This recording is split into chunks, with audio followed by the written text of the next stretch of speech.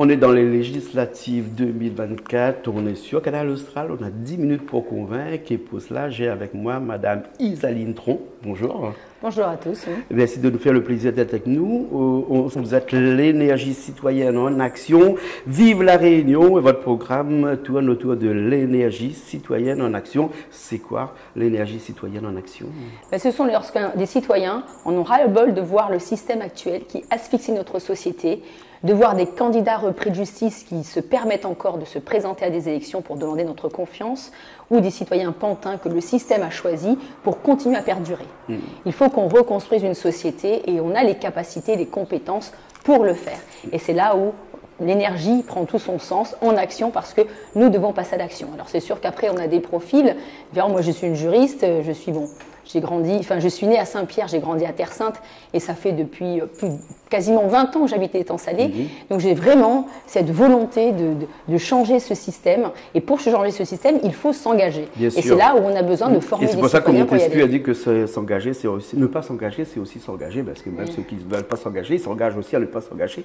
Vous êtes quand même une candidate vraiment engagée, puisque vous voulez donner un coup de pied dans une fourmilière qui est du système de complaisance et d'arrangement des élus, et notamment sur le moral des élus. Alors, en fait, je pense que on est très très nombreux, voire la quasi-totalité des citoyens souhaitent. Ce n'est plus possible de continuer comme ça. Comment des repris de justice, plusieurs fois condamnés par la justice, c'est-à-dire que ce n'est pas de la dit à fait, il y a des décisions de justice par rapport à du harcèlement sexuel sur assistance parlementaire, par rapport à des détournements de fonds publics, de l'escroquerie, tout ça sur le dos des citoyens. Comment ces gens-là se permettent encore de venir demander à ce qu'on leur fasse confiance sous couvert de pardonner des erreurs. Ce ne sont pas des erreurs qu'il y en a autant, parce que ça veut dire la nature profonde des gens. Et c'est pour ça que je m'engage. Mais je m'engage aujourd'hui parce que on est plusieurs citoyens, notamment au sein de Vivre la Réunion, où on veut changer le système et parce qu'on a fait du droit. Donc en faisant du droit, on comprend un peu la complexité de ce qu'on veut nous faire. Donc on est capable d'aller à l'Assemblée nationale, capable d'essayer en résumé, faire en sorte que le citoyen soit entendu. Et il faut absolument, oui, en effet, un axe premier majeur de mon programme de citoyen, c'est la moralisation de la politique. On ne peut pas continuer comme ça. Regardez le nombre d'abstentionnistes. Vous visez une ou deux personnes en particulier dans cette 7e circonscription? Je pense que dans ma circonscription, clairement, vous avez M. Thierry Robert et M. Cyril Amilcaro.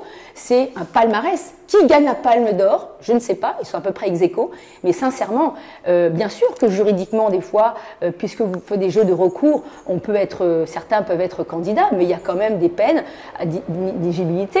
Je vous parle de morale. Vous voyez, le citoyen, il y a la loi qui vous autorise à être candidat, et puis il y a la morale, et c'est là où le droit de vote du citoyen... Mais est-ce que ça existe une loi, en tout cas une proposition de loi sur la moralisation et l'interdiction des élus? Clairement, en tant que juriste, et il y a plusieurs juristes au sein de Vivre la Réunion, et je pense que plein de citoyens seront d'accord pour l'écrire, la première proposition de loi, c'est-à-dire écrite par un député, lorsque je serai député, puisque c'est ça l'objectif quand même, qu'il y ait plusieurs citoyens députés, c'est d'écrire nous-mêmes cette proposition de loi pour faire en sorte que les élus qui ont été condamnés dans le cadre de leur mandat, je ne vous parle pas d'une amende sur votre chemin, moi, ne puissent plus jamais se présenter à une élection de la République. Jamais. Il y a des pays comme ça, en tout cas, qui existent et c'est lorsqu'on a quelque chose qui est inscrit dans son cahier judiciaire, interdit de se présenter à une élection. C'est important. Vous devez gérer, il y a quelqu'un on fait la gestion des affaires publiques. Mais si vous êtes mauvais en gestion de votre entreprise, qu'est-ce que vous nous apportez? Et pire, si vous êtes malhonnête, mais qu'est-ce que vous faites là? Non, il faut ramener les gens au droit de vote. Et je vous dis, ce droit de vote, ces deux prochains week-ends, c'est la façon pour chaque citoyen d'exprimer le fait que la morale doit aussi trouver sa place en politique, et même essentielle. Et si vous êtes élu, vous allez peut-être faire cette proposition-là, mais vous allez aussi voter plusieurs propositions de loi ou sûrement beaucoup de lois qui tournent autour de plusieurs axes qui vont être émises par les autres députés, le pouvoir d'achat, le logement, l'emploi. C'est un droit essentiel. La gestion des déchets, par exemple, la mobilité. on a même parlé des embouteillages, hein, ici. Il faudrait voter une loi pour éviter que les gens aillent tous les jours au même endroit. Et peut-être comme à Paris, hein, un joueur père, un joueur impair aussi, une plaque d'immatriculation alors moi, je vous parle de mon etc. programme, hein, Mais vous, votre programme, j'ai trouvé quelque chose dedans qui était un petit peu atypique. Et c'est pour ça que ça a retenu mon attention. C'est-à-dire que vous voulez renforcer la lutte contre la maltraitance animale. Voilà. Je veux bien vous en parler, mais je voulais justement, parce que vous avez dit quelque chose d'essentiel tout à l'heure, nous citoyens, nous avons des droits. Chaque citoyen a des droits. Bien sûr, la moralisation, c'est important. Il y a un axe essentiel, tout le monde le parle, mais encore faut savoir comment on fait. C'est comment rendre son niveau de vie, le pouvoir d'achat aux citoyens, parce que c'est essentiel. Aujourd'hui, il y a un droit au logement.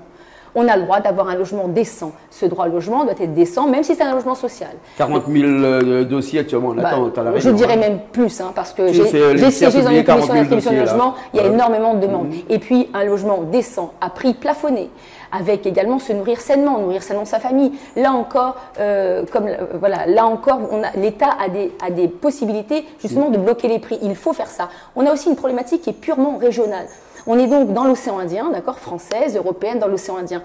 Mais par rapport à tout ce qui se passe dans le monde, le coût du fret maritime flambe parce que les bateaux sont obligés de faire des recours. Ben voilà clairement où l'État doit intervenir de telle sorte qu'on ne supporte pas le surcoût de ces transports de denrées nécessaires pour nous, vous voyez. Ça, c'est essentiel. Maintenant, oui, j'ai plein de sujets. Il y a la jeunesse, il y a protéger les enfants. Parce qu'aujourd'hui, vous trouvez ça normal, vous, que lorsqu'il y a eu des atteintes aux enfants, notamment les violences sexuelles, il y a une prescriptibilité?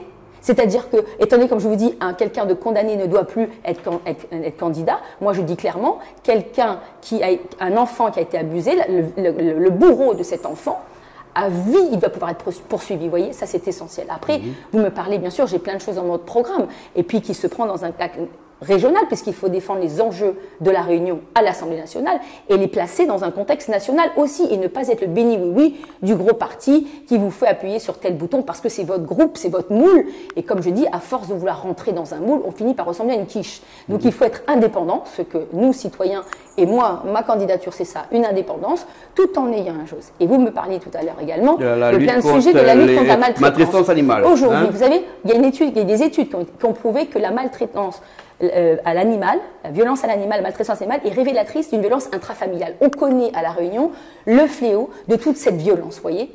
Donc il faut agir surtout parce que la personne qui s'en prend à un enfant, à une personne âgée, à une femme, à un homme, etc., ils s'en prennent aussi à des animaux. Et aujourd'hui, clairement, dans la partie, à La Réunion, mon premier engagement associatif, c'était avec Sarah de Laverne.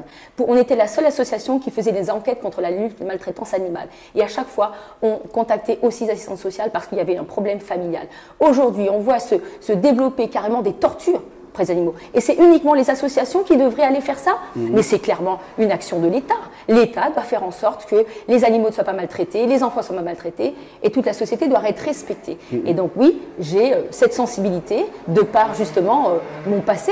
Je dois dire, mais toujours ce cœur-là. J'ai autant j'ai du respect pour la vie et qu'on n'essaye pas d'épouser, vous savez, ils devraient s'occuper des enfants plutôt que des animaux. Moi, je m'occupe de tout, je m'intéresse à tout, et je veux qu'on remette du respect dans notre société, parce que nous méritons une société juste, il nous reste 2 minutes. respectueuse et équitable. Peut-être qu'il faudrait parler les yeux dans les yeux avec cette caméra qui est là-bas pour parler aux gens de la 7e circonscription pour leur dire vraiment pourquoi le 30 juin il faudrait voter Isaline Tron. Bien sûr, cette 7e circonscription, je dirais, faites votre choix. Regardez un peu ce que vous avez. Vous avez 2 repris de justice. Vous avez une personne qui a changé de parti également un certain nombre de fois, qui a un âge au-delà de l'âge, on va dire, de la retraite fixée par M. Macron à 65 ans. Et vous avez également un député sortant qui n'a strictement écrit aucune proposition de loi pour la Réunion. Moi, je vous propose ma candidature, celle d'une citoyenne indépendante, engagée, qui a de l'expérience, puisque ça fait 4 ans que je suis élue de proximité à l'Étang Salé. D'ailleurs, pour une petite histoire, en tant que juriste, j'ai retroussé mes manches et j'ai rédigé le fameux recours citoyen qui a fait annuler les élections devant le Conseil d'État lorsqu'il y a eu des bourrages d'urnes et autres voix volées. Et donc, je suis capable, et je vous dis, je suis capable et déterminée à faire en sorte que on soit bien sûr des députés de la 7e circonscription, mais de la Réunion, pour défendre les enjeux de la Réunion, pour défendre les besoins des familles, et puis nos valeurs républicaines et nos valeurs de solidarité.